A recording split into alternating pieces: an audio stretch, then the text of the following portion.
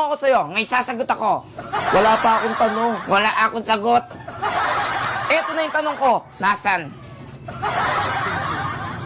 Anong ginagawa mo? Hinahanap yung tanong. Nakita mo? Sasabihin ko yung tanong. Sasagihin mo? Oo. Eto ang una kong tanong. Eto ang unang sagot.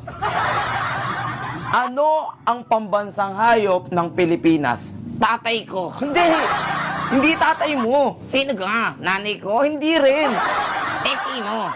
Ang pambansang hayop ng Pilipinas ay nagsisimula sa letter K. Alam ko na. Ano? Kuto. Hindi. Wala sa ulo. Nasa lupa. Kutong luka. Hindi. May sungay. May buntot. Okay? Ha? May sungay, may buntot at kulay itim. Dingon yung kuto.